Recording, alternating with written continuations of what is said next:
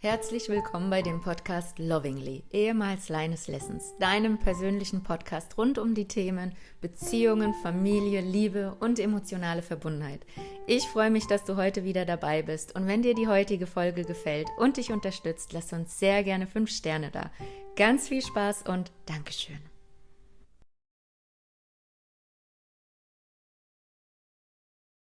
Welcome back. You are here for the second time and I'm so excited to welcome you again. Hi, Lina. Thank you very, very much for having me. I'm also very excited about this. Thank you, Sven. Thank you. Today, I wanted to talk to you about a few changes that happened the last year. Like the last time we spoke, your Instagram just started to explode. Do you remember that? I do remember that. Definitely. Yeah, it was a very turbulent time for me. Was it? Why was Yeah. it so turbulent, Sven? Well, so you can picture it this way. I started posting videos on Instagram um, probably about half a year ago, half a year before we had that conversation.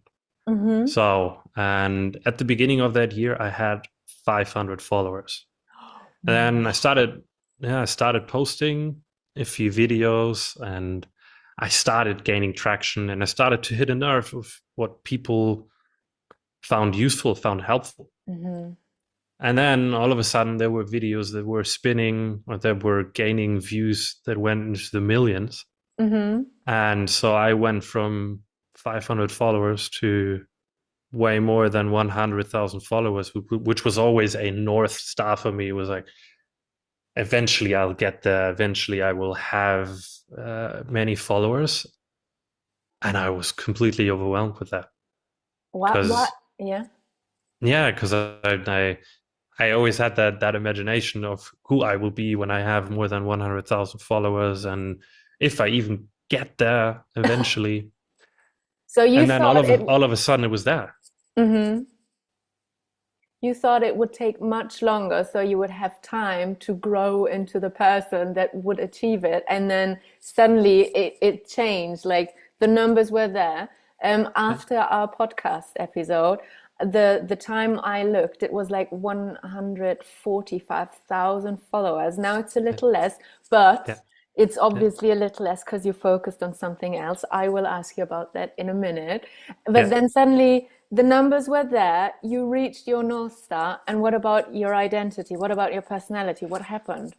Yeah. So the interesting thing was before I I got to that point, before I had these 100,000 followers, I got myself into a state of, hey, what would I talk about if I had that many followers? What would I like to speak about if I already had that amount of followers, right? So I got myself into a state of, there's a lot of creativity from this space I can create. And so that's when I literally had really, really good ideas and I kept them in my in my in my folders hidden because I thought I'll post these videos once I'm there. And Mm. then I noticed I need these videos. I need to post them now to even get to that point. So I posted these videos. And then when I reached that level of more than 100,000 followers, I started doubting and I started, well, am I really ready for that? Am I able to speak to that amount of people Wow. with that certainty? Because all of a sudden, when I posted a video, it wasn't just 500 people who maybe see that video. It wasn't just 2,000, it was more than 100,000, potentially into the millions, because that's what happened. And that was overwhelming for me. I didn't feel ready for that in my system, in my nervous system, because I felt a big responsibility with that. I wanted to make sure when I post a video that the things I say, they are correct, the things I say, they are helpful, which is a lot of pressure. And if you want to do that for 500 people, that's already hard. Do that for 100,000 people. How do I do that? Yeah. So it was completely different than you imagined when you got to the point. You just said that it was a lot for your nervous system. How did you handle it? Because I mean, you're a relationship coach. You're Yeah. at the same time a human being. You have your strength and I like to say special effects. I don't believe in weaknesses. I say strength and special effects. Yeah. But you're a human, and what I experience in my circle is that people think, because you are a coach now, you're a relationship coach, you are perfect now. You will handle everything perfectly. You have an answer for everything, and you, like in German, you know the sentence, we swallowed the wisdom with the spoon. Yeah. No, Yeah. we didn't. We Yeah. haven't.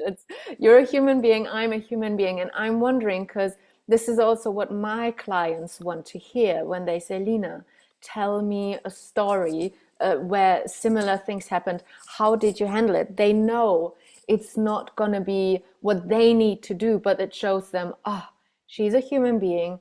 If she can do it, I can do it. And she accompanies me at the same time. So how Yeah. did you handle it? How did you soothe your nervous system or do something else? What was needed? Yeah, I saw it as an opportunity, right? I could notice, because at that time it wasn't just that my Instagram blew up. At the same time, I met someone. I met my now girlfriend. At that very same time, also I moved from Germany all across the world to Bali. So, and I started having people that wanted to be waiting for a spot to open up in my coaching, right? I had a wait list of people that wanted to work with me. So it was a complete overload. So you decided you would do everything at the same time. Well, apparently I did. I I'm didn't make ready. that choice consciously, but everything happened at the same time. And Yes. then I used that as an opportunity because Mhm. I could see I was overwhelmed. I could Mhm. see there were old stories that came back to the surface, right? Am I worthy of this? Why do I deserve this? How do I deserve this? Am I really good enough for all of this, right? So I could see all these things coming back to the surface. And then I looked at it as an opportunity, because I believe these things show up in our life.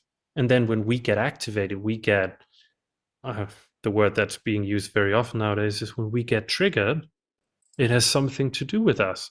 Now,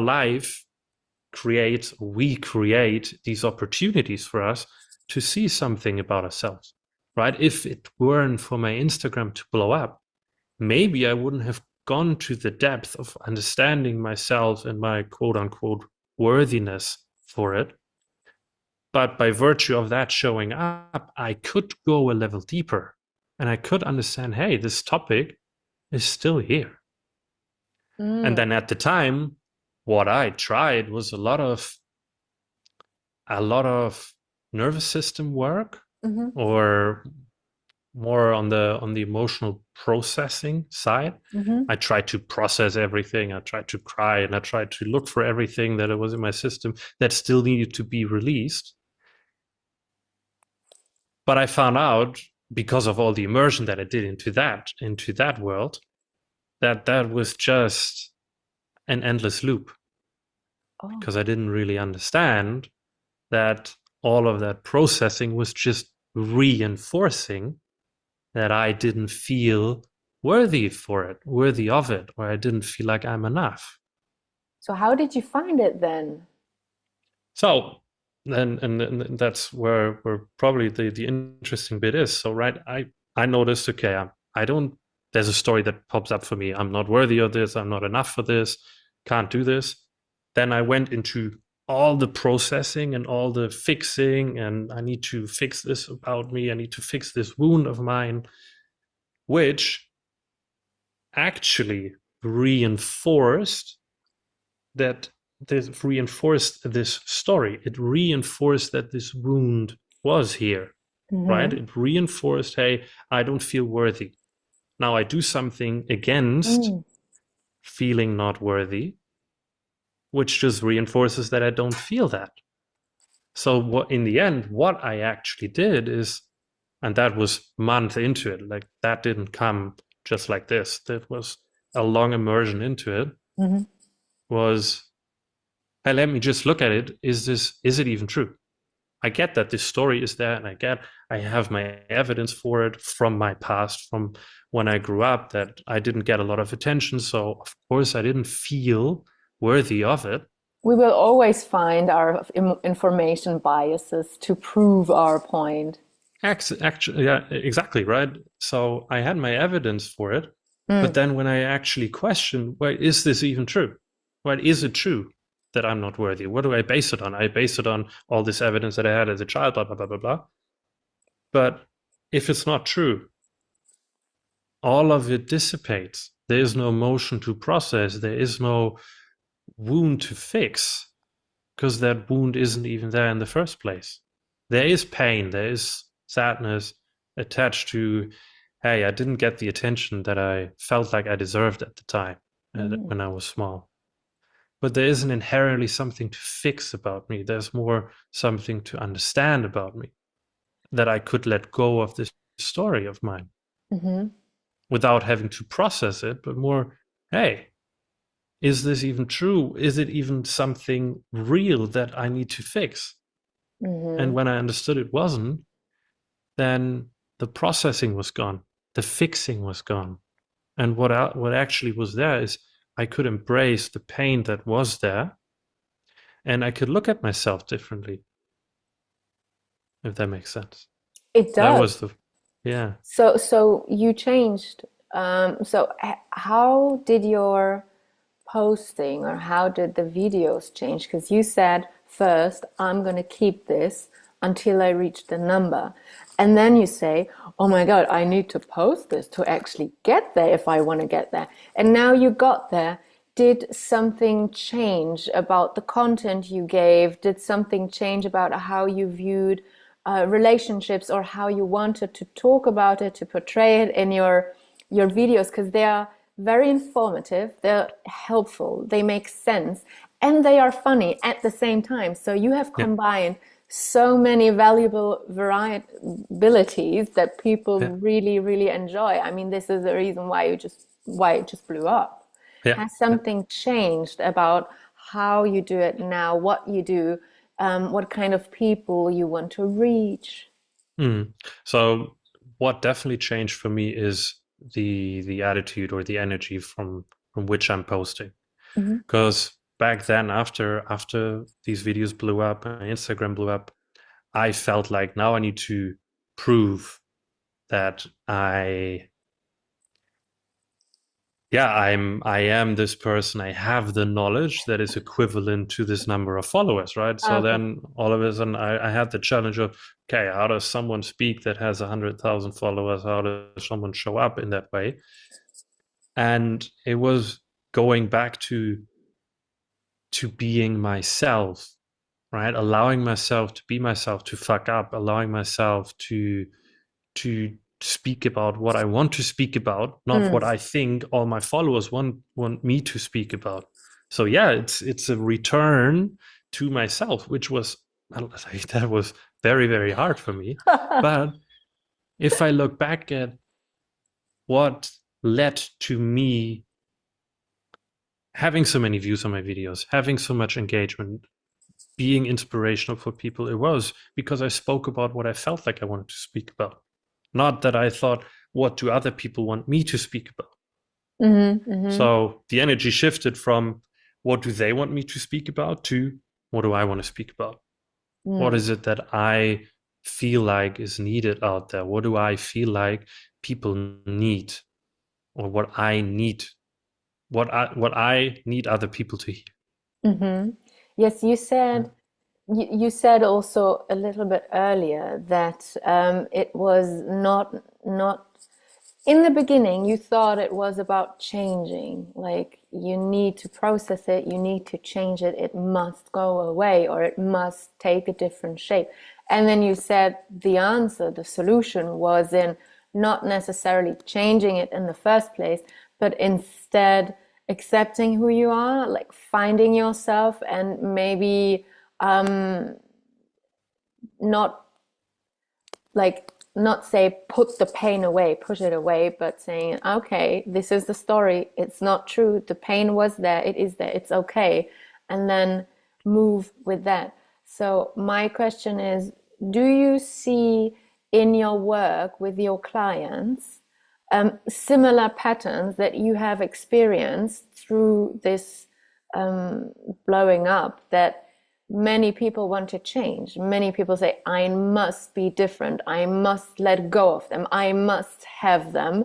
And then is it similar in your work that how do you work with people to get them from I must change, for example, to, oh, is it true? Is it not? This is me. I'm going to accept it. And then rather than changing it, like we just had the conversation beforehand, accepting the wound and moving with that. Have you seen a correlation with people having similar experiences in relationships?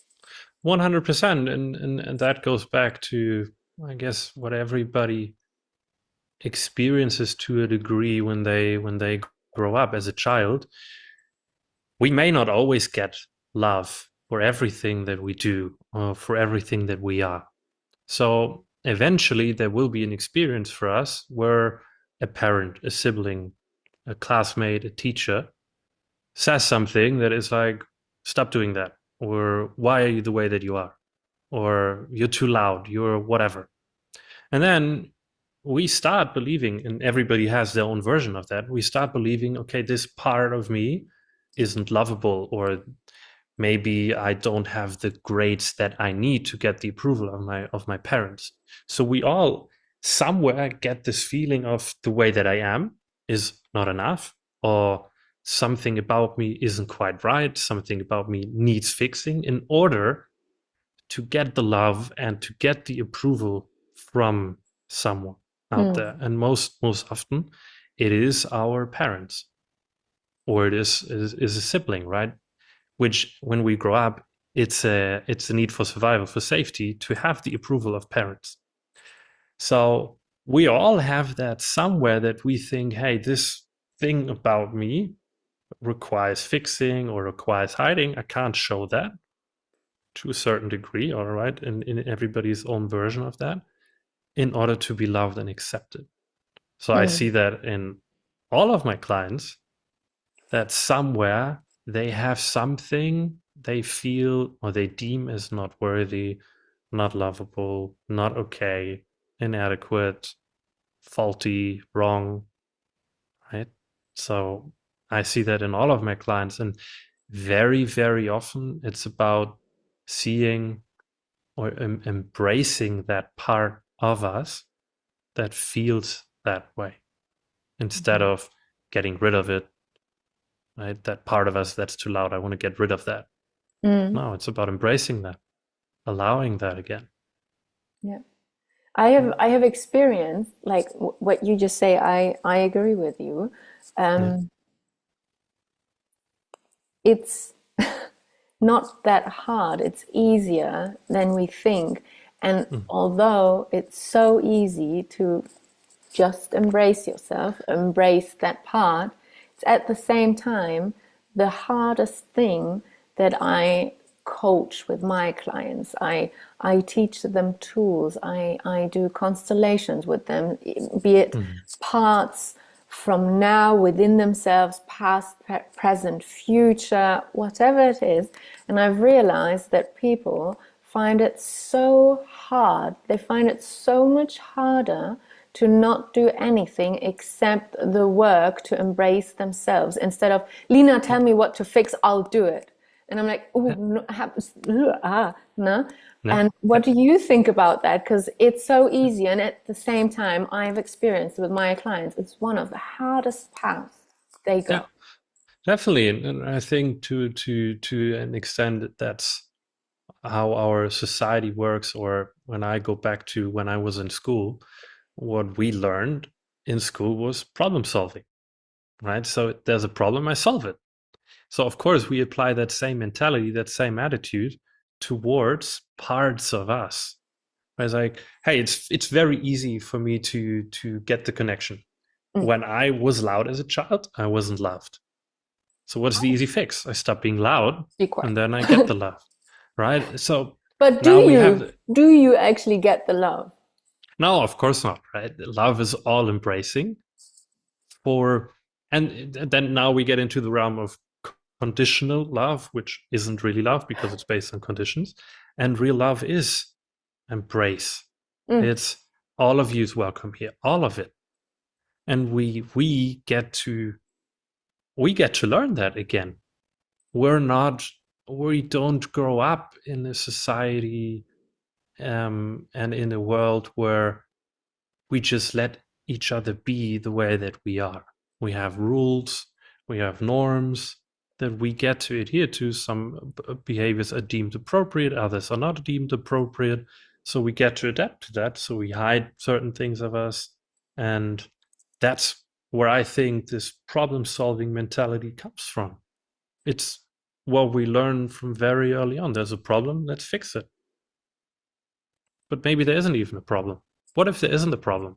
What if the thing that you're so loud, that you're so expressive, or you're so, as an example, someone who has very diffused awareness, who can't really concentrate on one task at hand. What if that's a strength of yours, right?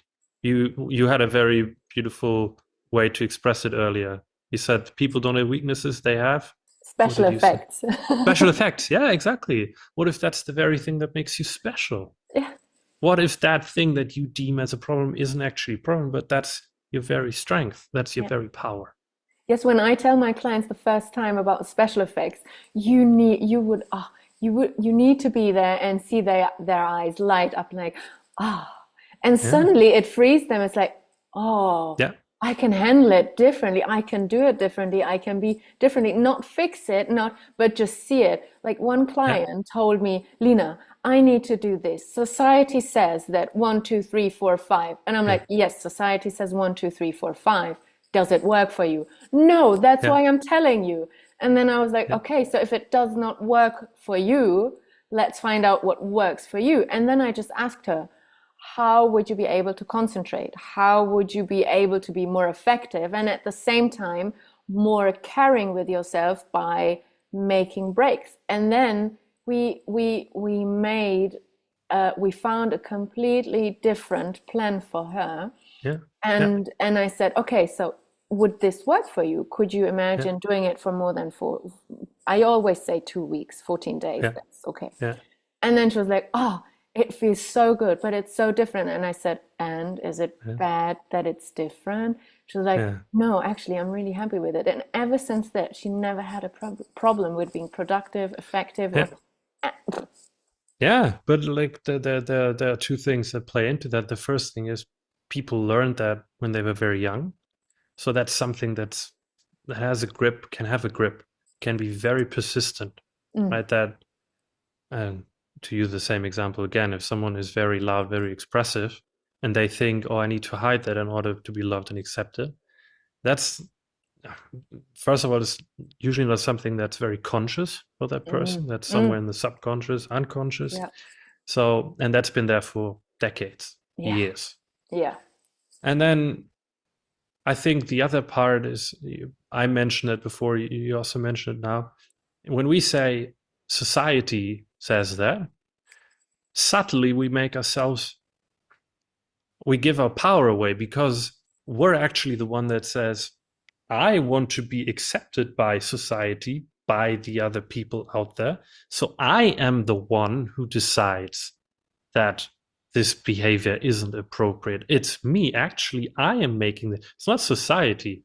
Maybe there was someone, 2, 4, maybe give it or take 50 people that said, hey, it's not okay that you're that loud. But we believe it, right? We give our power away by saying society wants it. We get to understand we're actually responsible, because we say we want to be accepted by society. And in order to be accepted by them, I trade in this personality trait of mine. Right? So I think that's also important to acknowledge. We do that.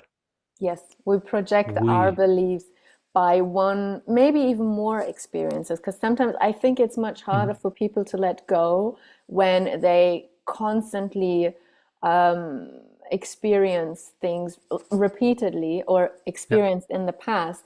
And then what I found, either it's rarely different topics with similar people. It's usually one root topic, and then we can go back to the before the very first time, and then it will have an influence on every other time.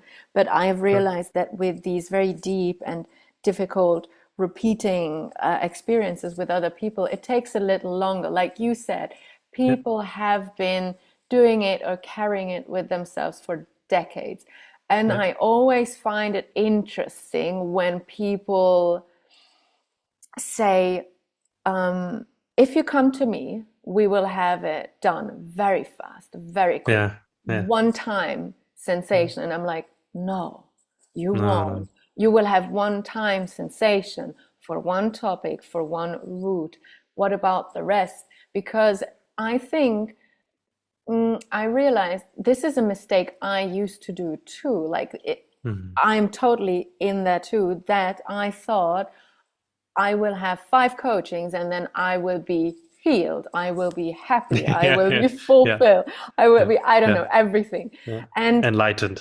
And then I realized, and this is something I'm very grateful for my teacher, he said, by believing this, you disregard the pain and you disregard how valuable your security system is that is taking care of you, because your security system has been making sure for years, for decades, that you can handle it, that you're fine. And by telling your system, oh, I can do it in one session, I'll be okay, you're saying the problem is not as bad and as big as you have been carrying it with you for, like, for example, 30 years or 20, 25 years.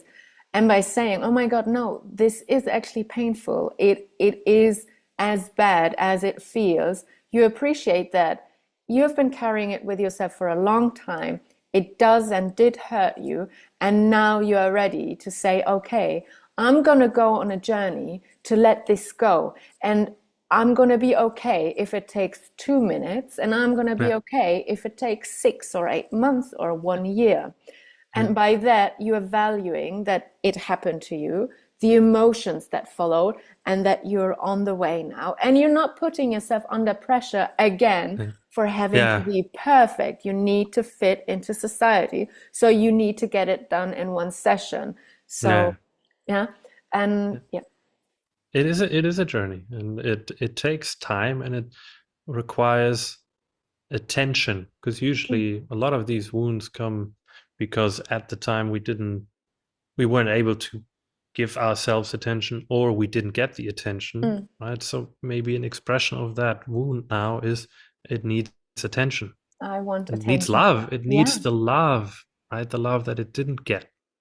And it's a process, and it's not a quick fix. No. And that's very important to acknowledge. I think very few things, very rarely, are quick fixes. I think there are quick fixes, but most of the things in relationships, like you said, go back to parents, siblings, other caretakers, people you relied on to survive. They go back so much time, and you had so much time to manifest and to deepen the programs, the patterns, that it is okay to take time for the journey. I mean, a few hundred years ago, when you tried to travel from, I don't know, Europe to Bali, for example, you needed a horse, a cart. It took you days just on the mainland. Then you needed to go on a ship, and you needed to make sure that you do survive that ship with cucumbers, with lemons, with not going on deck too much or whatever. Then there might have been other ships or pirates or a war. And then you get to Bali, and then you don't know, are these people friendly or not? So it took so many days, even weeks. And now we get on a plane, we need to get a visa probably, we need to get a couple of other things, and then we fly, probably with one stop here a few hours, then a stop a few hours, We are there within, I don't know, 24 hours. And then they are friendly. They receive you. You have a community there for coaches now and so on. So we can we can make the journey faster by development, by growth, but it is still a journey. Yeah, right? absolutely. Yeah. Yeah, and sometimes there are layers to it. I remember, right, one of my personally biggest wounds or stories that was I'm not enough. And a lot of that, I couldn't even attribute that to my parents. It's not that my parents ever told me that. That was my own view that developed in that. And I was able to integrate a lot of that. But then I think a year into my own journey, it kept coming back, but in different forms. And then it was one coach that asked me, well, how was your relationship to your brother? And then I noticed, wow, I've done so much of this work, but I haven't even looked into my relationship with my brother in that regard, in other regards. But there was a lot of pain towards my brother because we didn't have a very good relationship growing up. That's where I found that same story coming up again, right? There's a different layer that I didn't pay attention to. Perfect example. Yeah, and there was some sadness, some pain that wanted attention from me. Yeah, you wanted to be worthy also in that part that represented your brother from your childhood. Exactly. Wow. So did your relationship change? Have you gone? Yeah, luckily that happened beforehand. So something that I heard a lot growing up was, as I said, my brother and I, we didn't have a good connection. I kept hearing my brother was jealous of me, and in the dynamic in our household, my brother was more of the what I would call the black sheep, right? He was the bad boy. He was the one that did all the bad stuff, quote unquote. I don't believe in doing bad stuff, actually. But is he younger? No, he's older. That's so interesting. Yeah. Okay. And then I was on the other side of, I was the good guy. I was doing everything that was required of me, the good grades, the good sport. I tried to be better in everything than my brother. You tried to be better? In everything, yeah. Wow. In everything. And so, and I kept hearing my brother is jealous, and I saw my brother, because of that, I saw my brother as broken, or I saw him as, well, this guy it's fixing. He needs to understand that what he's doing is completely wrong. And I judged him. Right? I wasn't fully aware of that, but I judged him completely and said, or when I put myself into his shoes, and when I would listen to the things that I would say to him, like, well, you need to understand this, you need to do this better, you need to do that better. This guy, for all his life, also just heard, he's not enough, he's not enough, he's not enough, including from me. And when I saw that, how I was treating my brother, how I was seeing my brother, that was so painful on the one hand, but also so relieving on the other hand, because I could finally stop seeing him that way. And our relationship changed just because I saw him differently. I viewed him differently. Yeah. You stopped seeing him broken, and by him being broken, you might be whole. I think that's such I've been working with people a lot on siblings subject. I mean, it's relationship as well. And I've realized that most people will see the other one broken, so they don't have to feel broken, although both are broken, because usually there is some kind of competition between siblings until both say, let's stop this. Yeah, and we never managed to get to this point until then.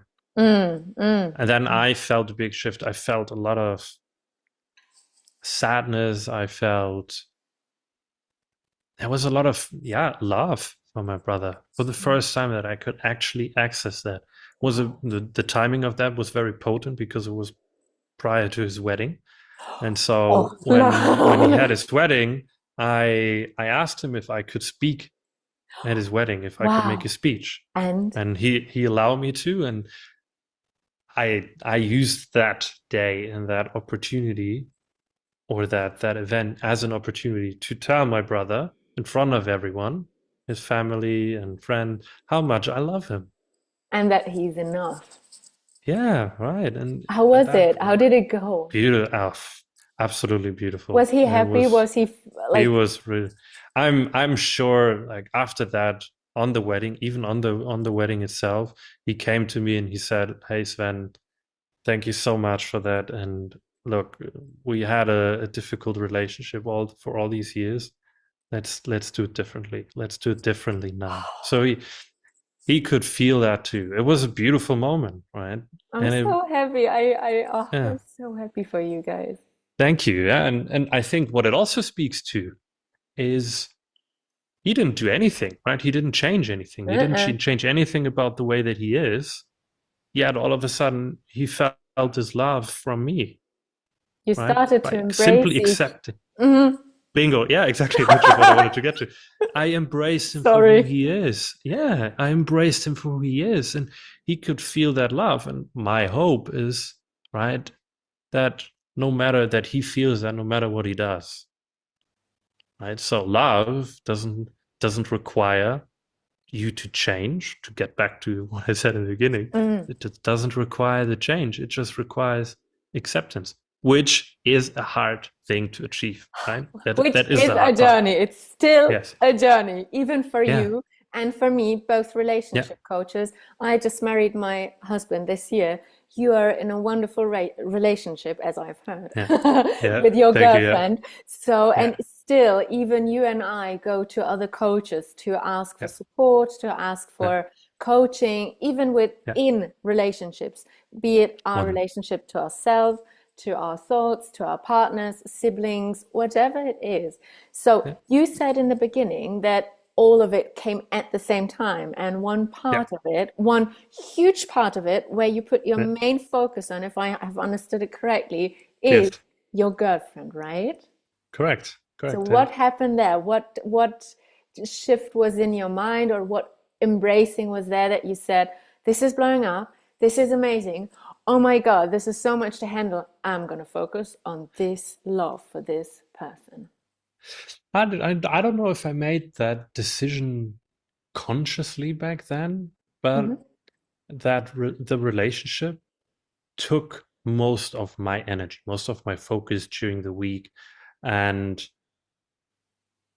for me, it makes sense because I still, right, that wounding that I felt that I Mm. wasn't enough or that I'm not good enough also showed up in that relationship. I didn't really see what I was doing, but I always rejected her love when she wanted to love me, and in the beginning I kept rejecting that. Not outwardly, I didn't say go away or anything, No, these are but usually very subtle, tiny things that you understand afterwards, but while you're in, you just do what you always do.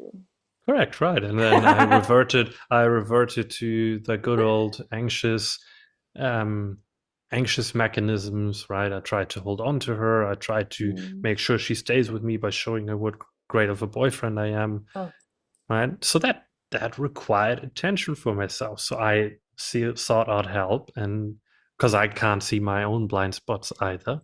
And it was a beautiful journey, and we've done a lot of work together and separately. oh. And now we've been together for 1.5 years. Was a bumpy ride. It was a lot. And yeah, the honeymoon phase ended eventually, and then a lot of the stuff that she hadn't paid attention to and I hadn't paid attention to they were there. I They were love out the in the honey. open. Yes, I love the honeymoon phase. Ah, Yeah, such a beautiful time. And yeah, then starts the inner. I mean, the inner work is always happening for people like you and I who yeah, constantly seek Yeah. coaches, but then starts the work where you're like, okay, are we going to make this or not, right? Or Yeah, would you then the agree? relationship started, right? If it's Mhm. first is the honeymoon phase, my partner is perfect, I'm perfect, and then all of a sudden, bam, crashes. Then the relationship begins. Then it's work that's required. It was another round of there's some pain here, there's some pain there, and going through it now, we have a stronger foundation Mhm. than we've ever had. We have a stronger bond than we've ever had, and a much bigger understanding of who she is and who I am. And it's not over yet, right? It may feel like that, but When it's will not it over yet. be? I mean, we will Yeah, always have changes outside, like outside of our relationship. We always think and always hope this is it. This is going to be like this forever and it's stable. But there is a yeah, world happening outside, and the world is affecting my husband, it's affecting me. And yeah, sometimes we will have discussions and conflicts where a year ago we both would have said, why are we talking about this? But now it has a different meaning because we're in mhm, different states, we have different things affecting us, and yeah, nothing is stable. Like the only thing I have I have experienced in my relationship with my husband that the only thing that can be stable if you want it is to decide every single morning, every mhm, single day that you want to do this, you want to stick to each other, you want to love this person, and you want to yeah, make it work. And it is a decision every single day. Sometimes it's not conscious. It's like, oh, I love him. Bye. Have a good yeah, day. Have a good day. Work. yeah, And then yeah, sometimes it's like, are you gonna go back to that old pattern? Are you gonna yeah, reject? Are you yeah, gonna? You need to go. yeah, Because yeah, I am someone with the wound, and it's still healing. I'm very, very grateful for it. Healing yeah, is, yeah, um, if you're not lovable, you will be abandoned. So I have an yeah, abandonment wound. It's not yeah, bad. It's okay. It's fine. I've been living with this for over 20 years. And and my first response when I'm not in my enlightened state is, yeah, okay, I'm yeah, going to go now. Or if you don't want yeah, me, leave. And then yeah, 1 year ago, I mean, we're all on social media to a certain extent and see videos and see yeah, reels and whatever. And then, so my husband found this reel and he sent it to me and I said, let's do this. And I was like, I'm totally with you. So we're doing it. Where this yeah, guy says his friends and other people he likes and appreciates, they will even in a joke say, oh, if I would drink, my wife would leave me. Oh, if I would do this, I would get a divorce. And this yeah, guy and this certain guy and his wife, they say, we never do this, not even a joke. Divorce is mm, off the table. If we yeah, get married in front of God or other spiritual spirits, yeah, whatever you want, we said yes. And yeah, we said in good times and in bad times. We said yeah, in life and after that. So yeah, divorce and jokes about it are off the table. So for me, one yeah, of the biggest learnings after an open relationship, a polygam mm, relationship with this person's death. So me yeah, speaking him holy for almost 2 years, which is so hard. This guy dies. I yeah, speak him holy. I meet the man who says, I'm going to marry this woman. yeah, And can you imagine how much yeah, work that was? Still yeah, is yeah, to a certain extent. yeah, And then, so my husband and I were like, okay, we never say this. So this wound, I'm allowed to embrace. I'm in therapy or coaching. It's a yeah, mix usually. yeah, And my coach and I just this summer or just a couple of months ago, she was like, okay, so we went back to my childhood, and I went back to my childhood so many times with my mother. mm, I'm not insulting her anymore. I love her. I'm in touch with her again. There were yeah, years where she was yeah, blocked everywhere. She was blocked. yeah, No yeah, birthday, no Christmas, no New Year, nothing. So I mm, went back. I have done all of it. I had a very, very aggressive babysitter, a man who was in the military beforehand. So you can mm, imagine what the mm, punishments were when you yeah, did not do what he wanted to, what he thought was Yeah. right. And then, so my parents got divorced. They separated a couple of times before divorcing. My father said to my mom he would go. She said go. I mean, she was the one who left. Like, no, Yeah. I'm just Yeah. saying my dad had a very, very long healing process after that. And then there is this Yeah. babysitter. I mean, we go back here like over 20 years. So Yeah. my coach was like, okay, let's look at how we can still the same thing. Am I good enough? Am I worthy? How can I Yeah. stop with different? I have certain security behaviors that turn into uncontrollable reflexes when I feel insecure. Yeah. This goes back to obviously having been punished with emotional and physical pain, proper pain. And so this summer, and I was like, yeah, I have forgiven this babysitter. I've forgiven my grandparents, my mother, like all. I'm fine. I'm okay with Yeah. it.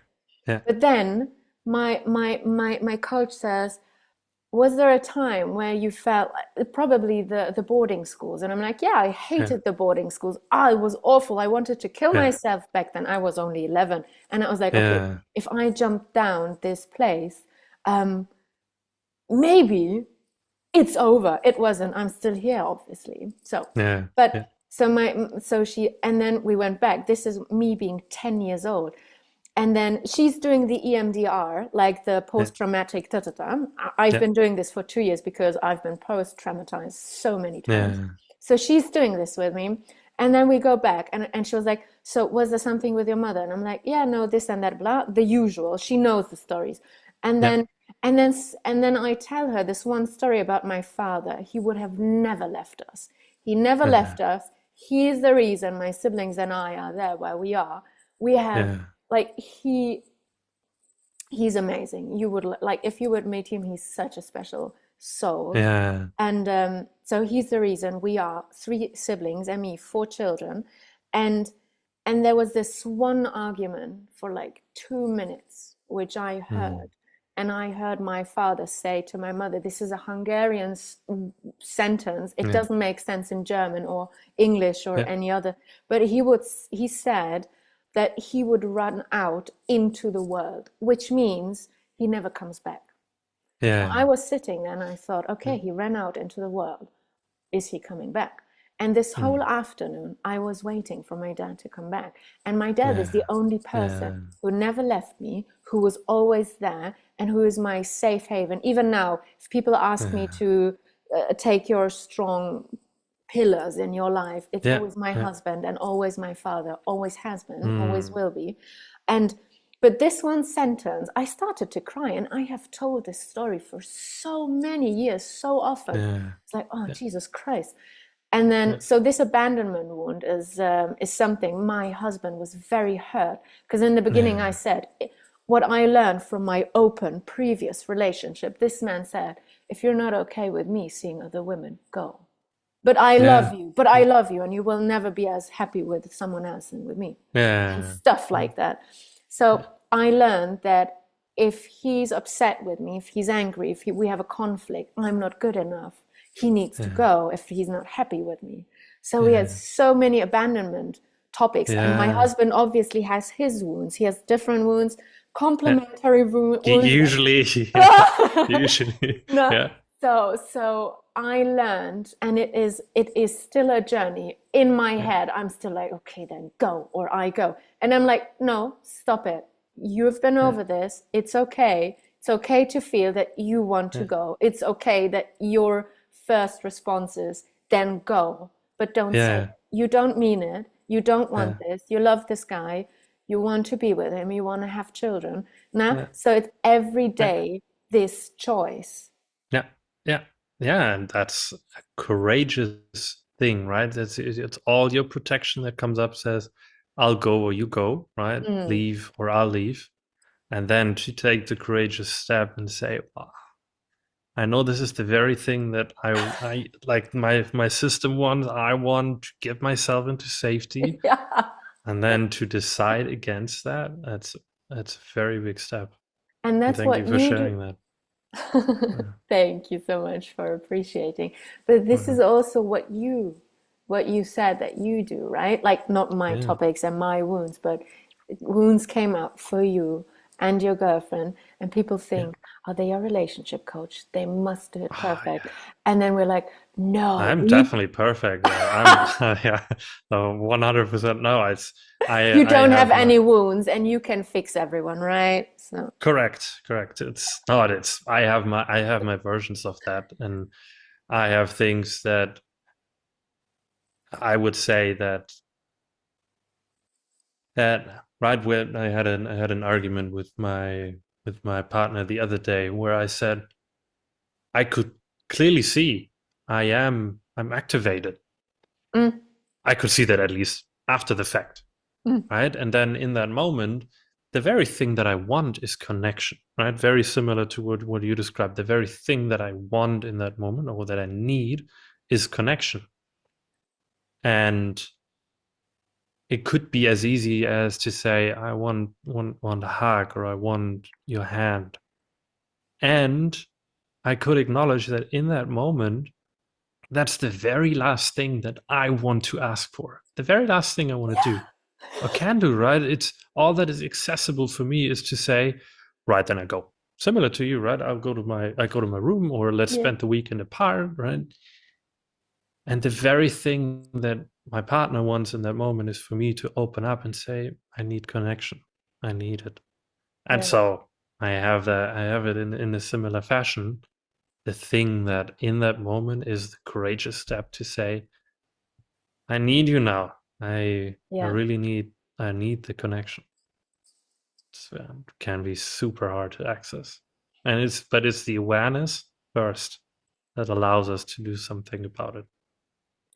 So And what it's would, you. mhm. Yeah. What, it's you? It's what you said, right? You get to the awareness in this case with a coach, with a therapist, and then you can do something about Mm.